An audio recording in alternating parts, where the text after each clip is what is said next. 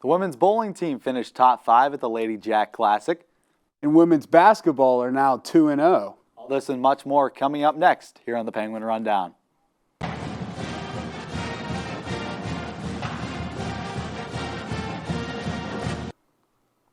And welcome into another episode of the Penguin Rundown. I'm Richie Giuliano, joined by John Ostapowicz. John, what an atmosphere last night for the women's basketball team. As you mentioned, they improved to 2-0 with a close non-conference victory over Akron. For the first time in over 630 days, fans packed back into the Beagley Center, and it was just electric on Monday night. Yeah, it was great to see all the fans there at the basketball game, and it's always good to have that support. But speaking of fans and support and everything being electric, the football team played their last home game for the 2021 season this past Saturday when they welcomed the number 5 ranked North Dakota State Bison. Unfortunately, the Penguins could not defend the Ice Castle as they were defeated 49-17. Starting quarterback Demetra Crenshaw suffered another injury after a previous ankle injury, so junior Mitch Davidson was called to lead the offense. Late in the game, however, Davidson also got injured, which meant senior Joe Craycraft would come in as third string and finish the game. Junior wide receiver Bryce Oliver did have an amazing game of his own, scoring 2 YSU touchdowns. The Penguins will play their final game of the season this Saturday as they travel to Southern Illinois at Sulky Stadium. Kickoff is set for 1 p.m. and it can be heard on 570 WKBN and watched on ESPN+. The men's basketball team tipped off their 2021 season on the road teams at Penn State and Southeast Missouri State. In Happy Valley, the Penguins battled the entire way, but dropped the close one in the opener to the Nittany Lions. Michael Akuche scored a team-high 22 points and added 10 rebounds for a double-double. Garrett Covington added 11 points with 5 rebounds and a steal. The Penguins shot 41% from three-point range, knocking down 10 triples. Penn State outscored YSU by 7 points in the second half to pull away with the victory. The team then moved on to play Southeast Missouri State last Saturday and took off in the second half to pick up their first victory of the season, 97-79. The Penguins outscored the Red Hawks 60-40 in the second half to pick up its first win of the season and first ever win by the program in the state of Missouri. Transfer guard Tevin Ollison went off, scoring 27 points, shooting almost 60% from 3 while adding 6 rebounds and 4 assists. Garrett Covington added a double-double with 18 points and 10 rebounds. The Penguins had all 5 of their starters scoring in double digits in the contest. The team will host their own tournament this weekend, welcoming Niagara, St. Thomas, and SIUE in the J. Arnold Wealth Management Company basketball tournament. The Penguins will play 3 games in 3 days over the weekend, and you can watch all 3 on ESPN+, or you can listen to 570 WKBN. The women's basketball team started off the 2021-2022 season hot with a win in a 70-67 nail-biter November 9th against Eastern Michigan in the Convocation Center in Ypsilanti, Michigan, with 4 starters scoring 13 points each and being able to maintain the lead at the end of each quarter. The Penguins pull through on the road. The Gwen shot 50% from three-point range as juniors Chelsea Olsen, Paige Shy, and sophomore Lexi Wagner each knocked down 3 beyond the arc. The deciding factor in the game was the physical war in the trenches. Eastern Michigan outer-bounded YSU by 2, but the Penguins made the most of their opportunities in the paint by knocking down 85% of their free throws, 10% better than Eastern Michigan. Clutch late free throws thrown by sophomore Mally Magastro extended the lead far enough and got the Penguins the victory. The Penguins return home for their first home game in front of fans since February 2020 on Monday versus Akron. With more on this game, let's send it over to Caleb Ellison at the Beagley Center. Thank you very much. Here I am in Beagley Center where the YSU women's basketball team just picked up their first home win of the 2021-2022 season, beating the Akron Zips with a final score of 57-55. And it was a great win for the fans, them being able to see their team for the first time in nearly a full year. Now, it was a long struggle for the Penguins, especially in the first quarter. It didn't seem like any of the points could fall in. Nothing was really going their way. They actually were losing at the end of the first quarter, a score of 13-10. But the second quarter is really where it started to turn around. That's where the rebounds really started to pick up. That's when the shots started to fall in. A big first half performance for the YSU Penguins came from junior Paige Scheid, who at the half was leading the team in both points and rebounds. It's a big contribution from her. And the second half was really where the YSU Penguins put the pedal to the metal and took control of the game. Big contributions from the second half come from junior Maddie Allwall, who overall led the team in assists, and she really took control of that second half. When the ball was in her hands, it really just felt automatic for the YSU Penguins. Another big contribution from the game was sophomore Malia Magestro. She came up big, totaling a team lead 16 points, and also led the team in three-pointers with a total of 4. The end of the fourth quarter was really a battle of free throws, coming down back and forth between both teams. That's ultimately what led the Penguins to the win, is Akron not being able to convert on their free throws. It was a great win for the Penguins here at Beagley Center. Once again, a final score of 57-55. Now it's time to send it back to the studio. Thanks, Caleb. Next on the schedule for the women's basketball team is their first conference game of the year at Oakland on Thursday, November 18th. You can catch this game on 570 WKBN or on ESPN+. As for the volleyball team, they completed their season this past week as the women competed in their final 3 matches against UIC, Green Bay, and Milwaukee. Against UIC on Thursday, the women had an overall .318 hitting percentage, with freshman Paula Gershon contributing her own stellar performance of 24 kills with a .419 percentage. This was her 3rd straight 20-plus kill match and her 5th for a 4-set series.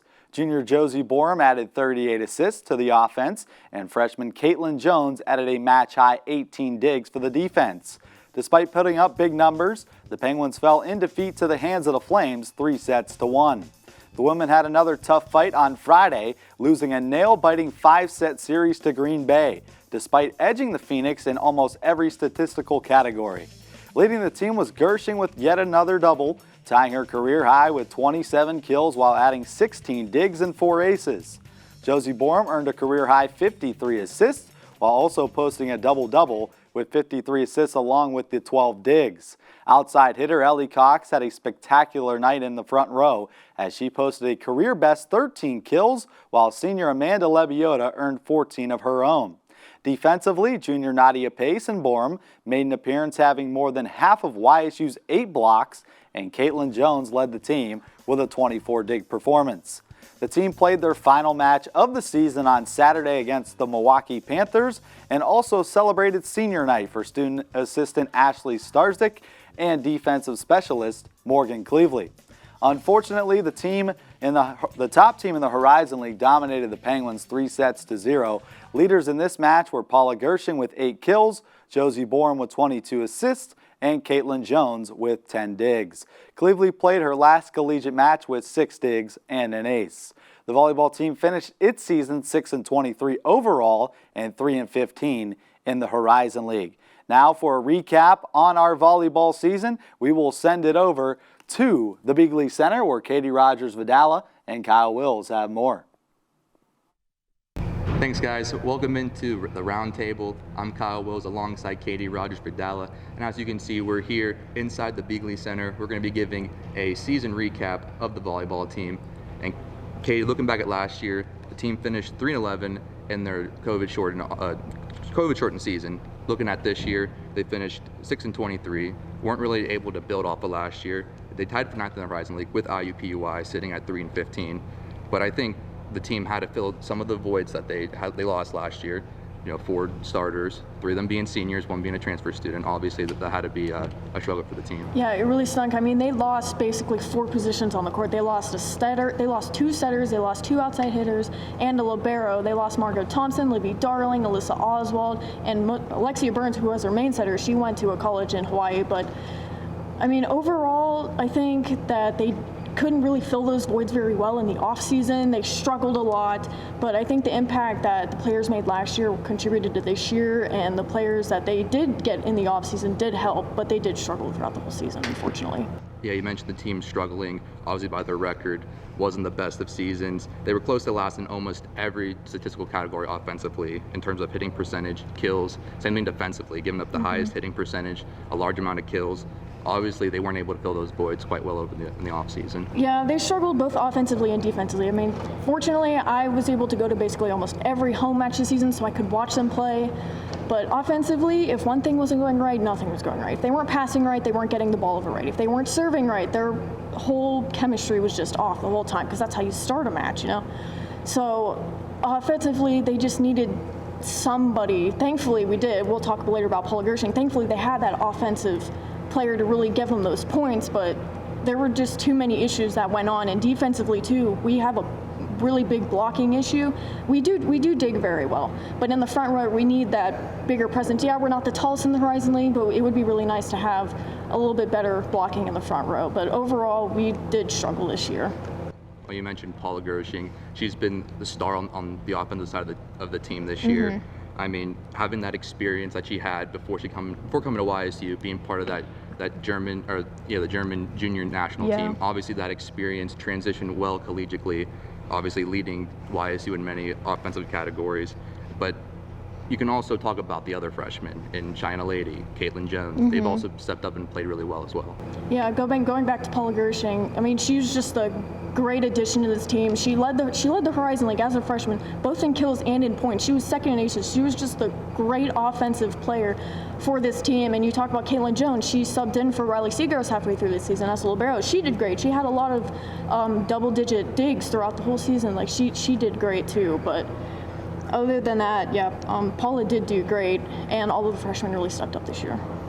Yeah, and China Lady, unfortunately, she had that late season injury along with Lexi Beakey. Obviously, with the way the season was going, obviously those two injuries didn't help the way the season was going as well. Yeah, it didn't. Thankfully, it happened. Well, not thankfully, but at least it happened a little halfway through the year. But Lexi Beakey broke her foot, and Cheyenne Halady had a wrist injury, so they were obviously out for the remainder of the season. But thankfully, that meant other players could come into the rotation. So, like Josie Bourne was filling in for Lexi Beakey got to step in for Alexia Burns last year. So Josie being that main setter, it moved around all the hitters, moved around all the, like I said, Caitlin Jones came in. It was a different chemistry, but honestly, I think it ended up working out much better towards the last half of the season compared to the first half. Yeah, you mentioned Josie moving in as that main setter. I'm talking to Amanda Leviota earlier this year. She mentioned how Josie has given the team confidence, being able to go mostly from an outside hitter, being able to transition to the main setter.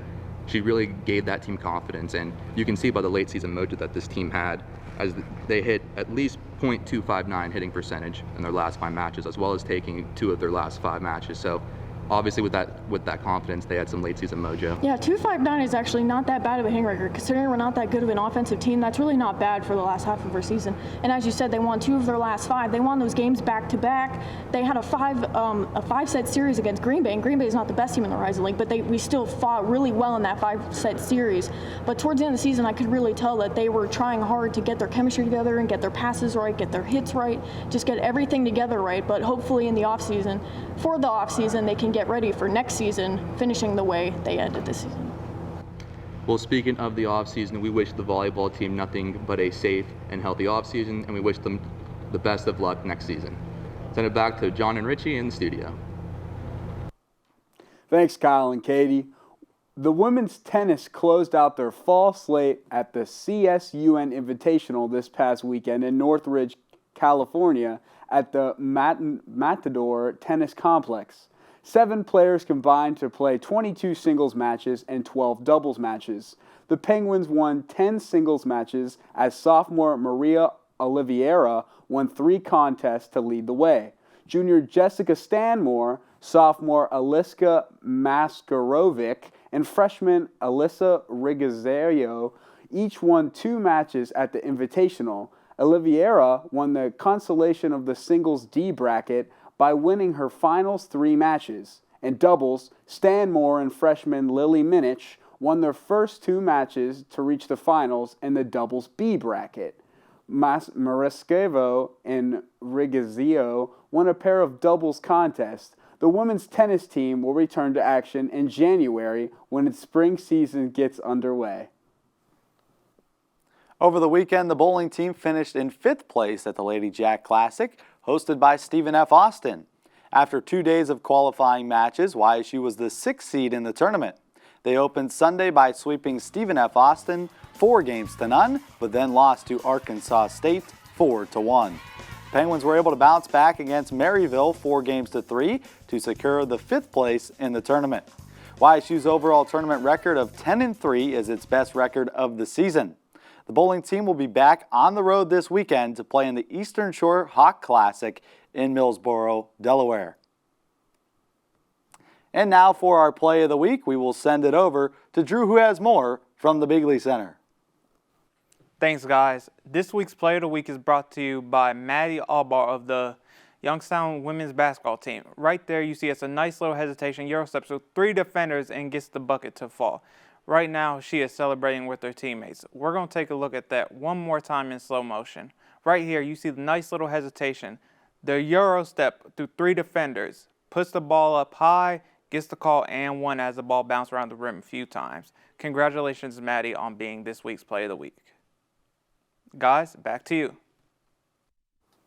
Thank you, Drew. Well, what a terrific effort it was for Maddie Alba off the bench for Youngstown State, contributing double-digit points and leading the Penguins to a big victory against Akron, 57-55, and ultimately moving to 2-0. And that'll wrap it up here on the Penguin Rundown. For John Ostapowitz, I'm Richie Giuliano and our entire crew. Be sure to follow us on social media at Penguin Rundown 1 on Instagram and Twitter. And you could also stay tuned to Youngstown State Athletics at YSUSports.com. We will see you next week, Penguin Nation.